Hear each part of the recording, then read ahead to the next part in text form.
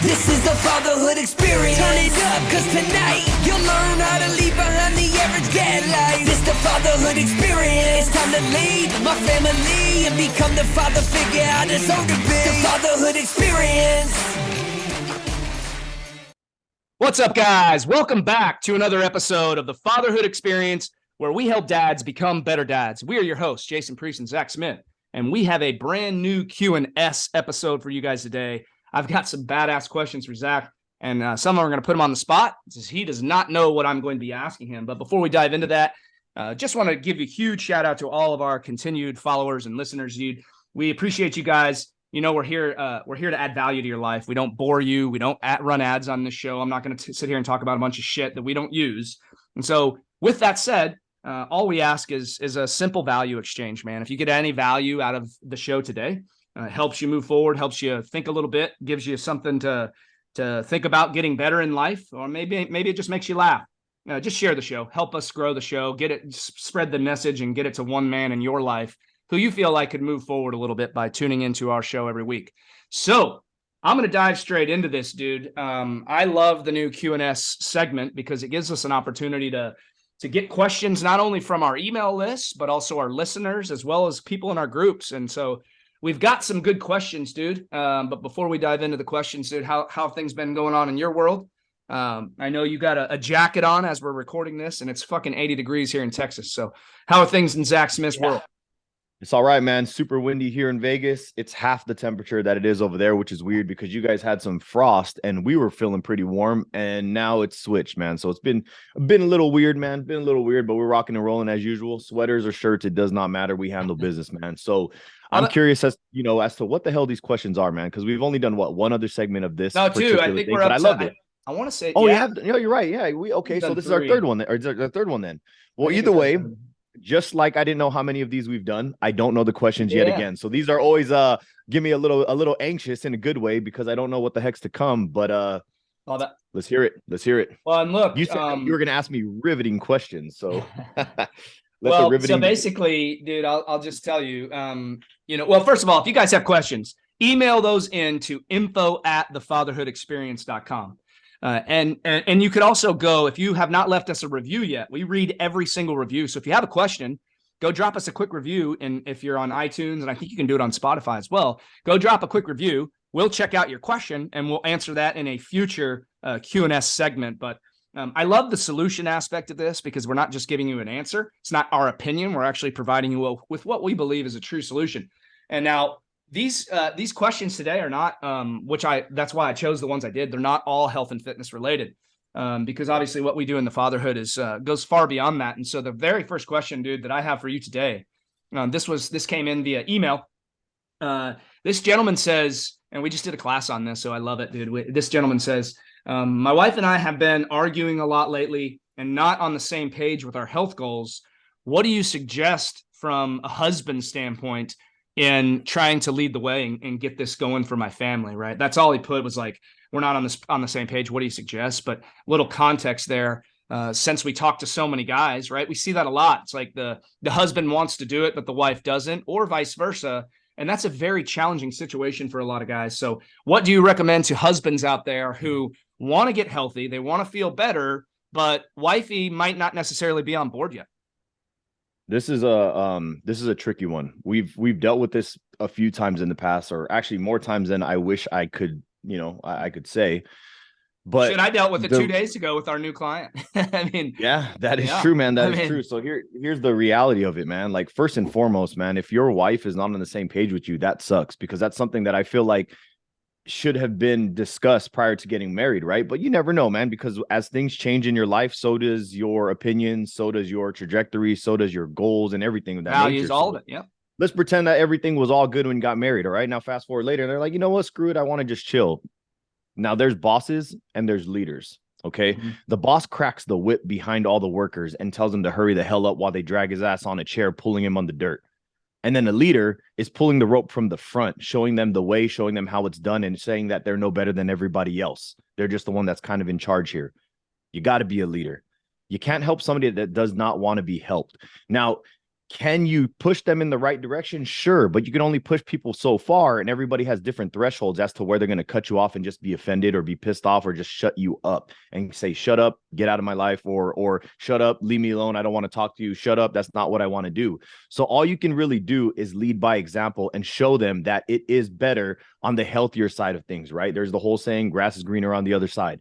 Grass is greener where you water it. But when it comes to health and fitness, grass is greener on the other side. And I can speak from experience with hundreds of clients. Jason can as well, and personal experience. I've been on the fat side. Jason's been on the fat side. We've been on the healthier side for a majority of our lives. And there's a reason why it's been for the majority of our lives. It's because it's much better here. But the reality is, if people don't want to be helped, if they're not hanging on, if somebody's falling off the edge of a cliff and you're holding on to them, but they're not holding on back, sometimes you just got to let go, man. So yeah, in order for you to get somebody to want to do something, they have to see how it's positively affecting your life.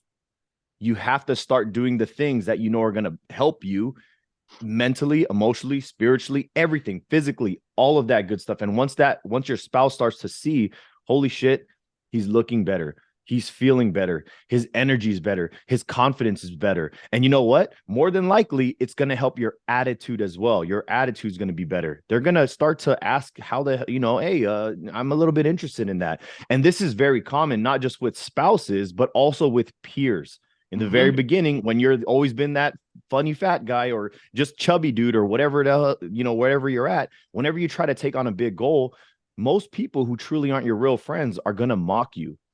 And then as you continue to do so, even through all the criticism, they're going to start to raise eyebrows and be like, oh, damn, he's going through with this. And at the end of your journey, they're going to be like, hey, dude, I love what you did. How did you do it?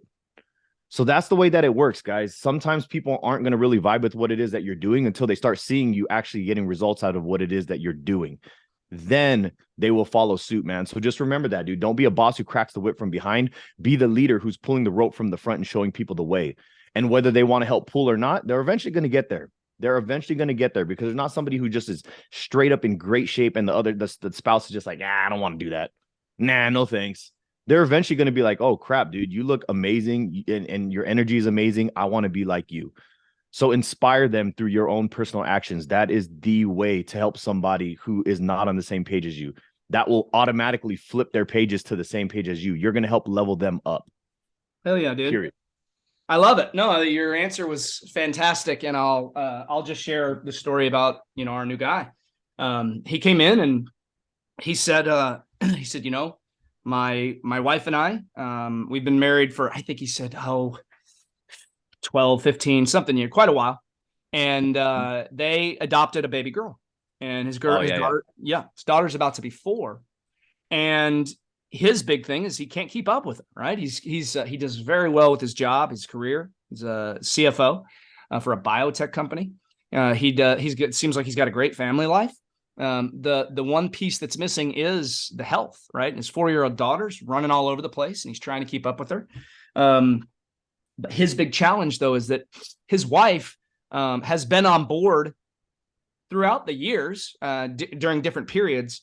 And every time she gets on board, it's all because he took the reins and led the way, right? He's like, when I'm doing well, she will start to get interest and then she'll come to the gym with me, or we'll go on a walk together, something like that. And so, I think the biggest challenge here, dude, is from a man's standpoint, we want to fix things, right? We want everything we want to have a solution, which is questions and solutions, right? We want to give them a solution for everything. The problem though, is that obviously somebody has to be ready for change, right? But generally speaking, when you see your spouse, your lifetime partner, lifelong partner start to feel good, well, then you're also going to want to start to feel good. And so I think it's imperative here to nail down the part about leading by example, getting brutally honest with yourself and leading by example so that others, because we say it all the time, dude, everyone's an influencer. Well, like, influence your wife, but not in a way where you're barking at her about, hey, honey, you're looking a little bit chubby these days. Like, you can't fucking say that, right? But you can take a vested interest in your health. You can suggest, hey, why don't we, instead of going out on Friday night, why don't we try a fun new recipe, and I'll do most of the cooking. You can just kind of share, you can share some thoughts. It'll be fun, have a glass of wine and we'll make a fun, healthy meal. There's a lot of things that you can do to encourage them and lead them in a way where it's not looking like you're saying, well, you're the husband that's calling the wife fat. I know that personally in my life, my wife and I, we've not always been on the same page. And like you said, times change, things happen in marriage. We've been married fucking 17 years, dude. I started off marriage getting fat because my mom died right after we got married. And so wait, when did you guys get married? 2005. That's right. That's right. Yeah. It makes sense. Because that's when me and my wife, we got together. We haven't been married for 17 years, but we got together the same year, 2005. Yeah. That's cool. I didn't know that. But what I will say is we got married in July. My mom died in September. Right. And so got hit in the fucking face with like the worst pain that I've ever experienced in my life. Right. So I had dark depression. We all know highest high, lowest low, right away. Right out of the gate. Yeah. She attended my wedding, dude, and looked horrible. Damn. And was dead 2 months later. Damn. So, you know, the history, you know, my story's out there. I'm not going to go deep into that right now. But what I will tell you is that I went through my own fitness journey. Then later on, my wife and I had our own baby having challenges, and she did not have a thyroid. When she lost her thyroid, she gained a bunch of weight. We didn't know what the hell was going on. She ballooned up, was swollen all over. Her face looked swollen. We figured out she had a thyroid, replaced it, and basically, literally overnight, dude, she started to look like a normal person again. Nice. So, but I hated when I was consistent in the gym and she couldn't be, right? You've got that coming up, and we'll get into that in the next question, because I know that, you know, you got a bun in the oven as well. And now I know where this is going. Okay. But when my wife, post-pregnancy, my wife breastfed for a year with both of our kids. There ain't a lot of gym time going down when that's happening, bro. Like, that's a fucking intense situation, right? Getting up, pumping, feeding, you're tired all the time. It wears you down. And so I hated having energy for days and being on top of the world and feeling as good as I do, feeling damn good to feel damn good. And seeing my wife struggling with her physical health, her mental health, because she can't work out, right? All the things that come around with feeling good about yourself, feeling confident and feeling good on the inside. So I totally get it. This you nailed it on the response, but I think that's the biggest thing, dude, is keeping that communication open and just communicating your and we went over this in our last class on the deep connection piece on how to tread lightly around with women, right? The psychology of women.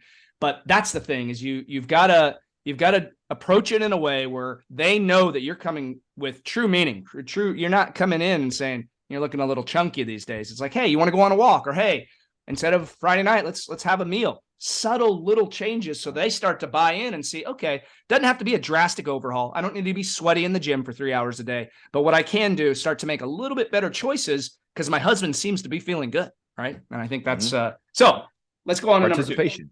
That's it. Yeah. That's it. Question number 2. This one is spot on for you, dude, because you're gonna be experiencing it soon. But what is this guy's a little bit younger. He writes in and says, I'm a brand new dad.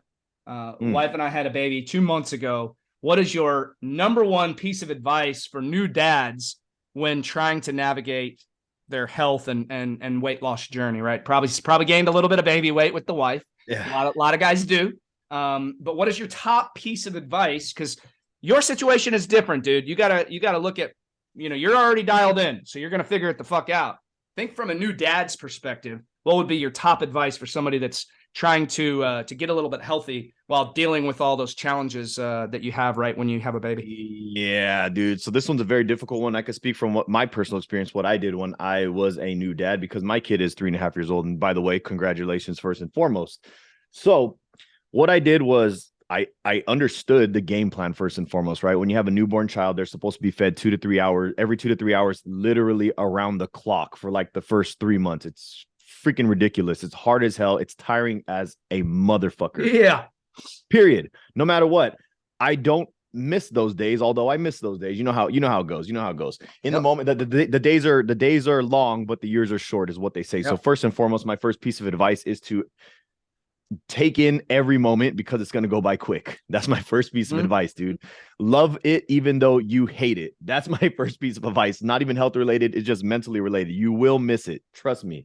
So now that you've accepted that this is part of your life now for a little bit of time, you're going to have to find pockets of time in which you can do the things that you know are going to help you. So this just means, because your schedule has been, we'll just say there's been curveballs thrown every 2 to 3 hours. We'll put it that way. Okay. Unless your wife is a trooper and she's the one that just handles all that by herself while she's on maternity leave, right? Because there are different dynamics in relationships. Maybe you're helping with dishes, maybe she's just handling all that stuff while you're still continuing to work. It really is it's very subjective because everybody's situation is very different. I was fortunate enough to be working from home so I could help my wife with as much as I possibly could.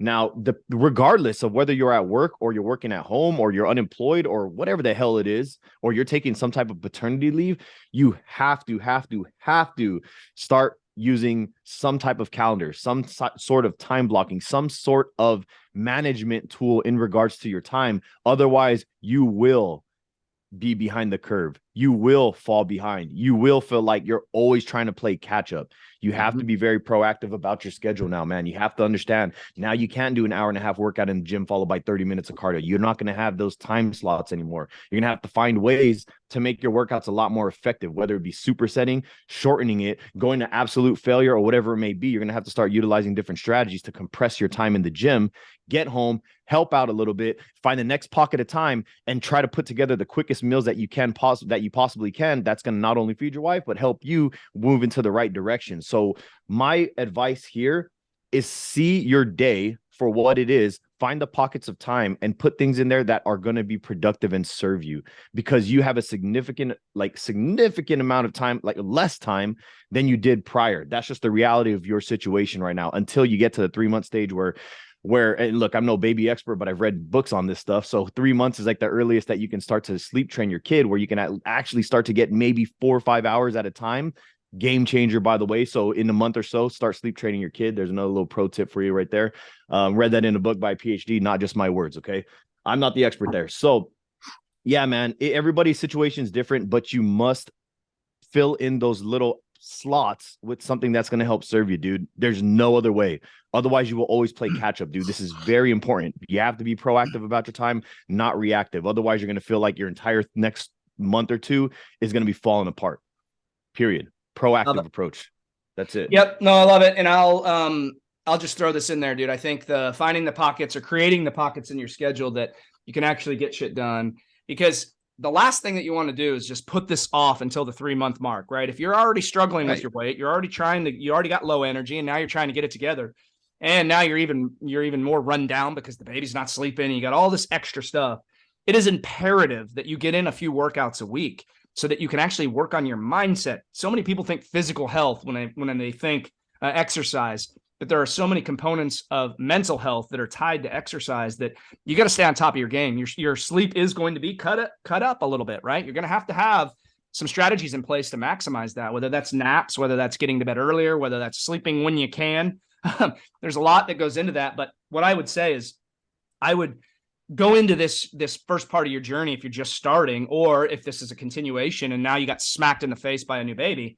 The reality is I would really try and do your best to take a health minimalist approach, the Jason Priest approach, because there's a lot that you can do in 15 to 20 minutes in a workout, man. If you're just trying to get your heart rate up a little bit, build, maybe even do a little strength training, build a little muscle, some push-ups, some sit-ups, a lot of body weight exercises you can do at home. 10, 15, 20 minutes a day, 3 or 4 times a week can transform your health and your physique, as long as you're doing the other things that you need to be doing, right? Prioritizing sleep. That's going to be one that's off a little bit, but doing things that are going to manage your stress, getting out and going for a walk, getting natural sunlight, working on doing a gratitude journal, some deep breathing exercises, whatever that looks like for you, and then trying to make smart choices as much as you possibly can. I get it. Having a baby usually means a lot of takeout, or a lot of going to restaurants, or ordering out from restaurants. Sorry, you're not taking the newborn there, but ordering food out. And so, because we did a lot of that, and I understand that. The less of that you can do, the better you're going to feel, though, and the better your results are going to be. So, try to minimalize it. Don't think that the next 3 to 6 months are what your normal health routine will look like. Take a minimalist approach. Try to get as much as you can done in little pockets of time, like Zach said, and then and 6 months you'll be feeling a hell of a lot better. So, all right, moving on. Question number 3. I dropped a post on Facebook and on Instagram. I know what this question is then. I know where this is going. Yeah. All right. Well, this one, this one opened up a hornet's nest on both Mhm. both Facebook and Instagram. In fact, I didn't even go comment on the Facebook shit. But I haven't done it on LinkedIn yet. So that's going to be my next stop is LinkedIn with this thing. But what it is, it's a picture. It's a 63-year difference picture. And 1960, it's a picture of the beach in 1960 with about, let's call it 10 or 12 people on it, mixture of men and women, and they're all in very good shape. There is no obesity epidemic at this point in our country. In fact, seeing an overweight person was not that common back in 1960. And now the picture below it is from 2023. There's about 12, 15 people, and every single one of them is morbidly obese. Now, do I believe that they gathered these people up for this picture? Sure, but we all know that it's a very common trend. And I've told this story on the show before where I worked out and leaned out for fucking 2 months before my beach trip. And then I get there and I'm the only guy with abs and everybody else is obese.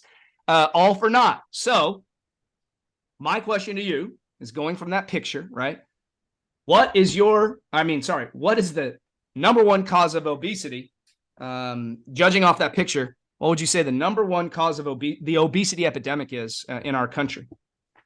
All right, so this is twofold, okay? There is what is actually the problem. The science reason. Yeah, there's actually what is the problem in terms of a unit of measurement. And then there's the problem of everything else. The obesity, the real pandemic of obesity is a spider web. It's not just this and that. It literally is a spider web of all kinds of stuff, right? So let's start with the most basics, because there's a lot of people who are blaming all kinds of everything, their hormones and this and that in food. But really at the end of the day, it's calories, right? Because calories are what's going to determine whether we gain weight, stay the same, or lose it, period.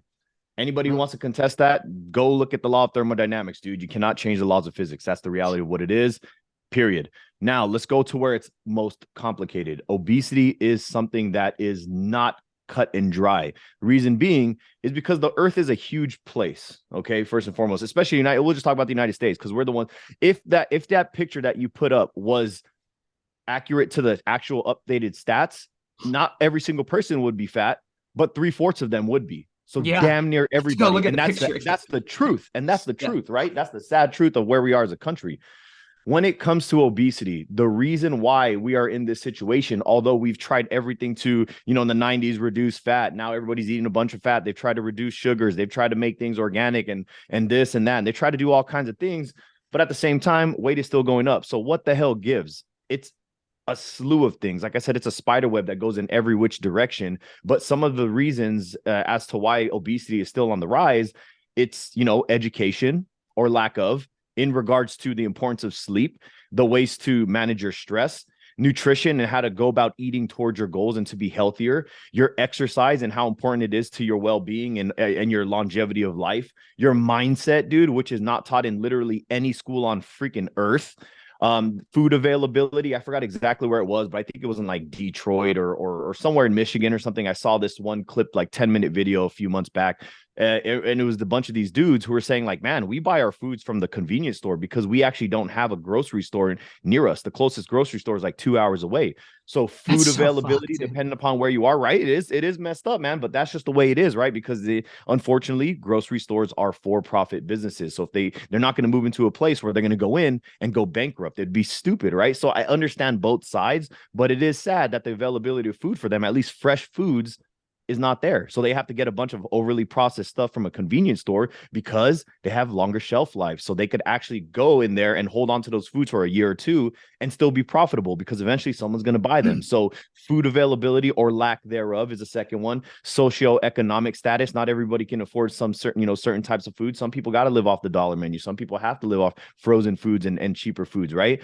Your environment, who's around you. I mean, shoot, if you have 5 fat friends, you're going to be the 6th one. So there's environment, your belief system revolving around how you're, if you're able to even lose weight. Like I know people who thought that they were going to just lose their baby fat leading up to their 30s, and it never happened. So your belief system is going to get you. Medications can slow down and affect your metabolism, can help you retain water, or I shouldn't say help, but cause you to retain water. So there's that. And then of course there's genetics. Some people have more fat cells than other people. So it makes losing weight and keeping it off a little bit harder. There's a slew of things. Like I said, it's a big web. It's nothing that's just a straightforward answer. So bottom line though, if we have to blame one singular thing, it's just an overconsumption of calories. That's just the facts. But when it comes to the reason why people are doing so, those are that's a big start in the right direction in regards to that conversation, dude. Those things I just covered. It could be a whole podcast episode, dude. And it really can. Yeah. You told a lot of factors and a lot of potential ties to this, but I'll be real honest with you, man. I'll summarize it real short and sweet. After the last couple of years in our country, I feel like the obesity epidemic is all by design. And the reason that I say that is because the more that I peel back the onion layers, the more that I can see how much public education is failing us and how much people are set up to become a consumer, to become a part of a system, right?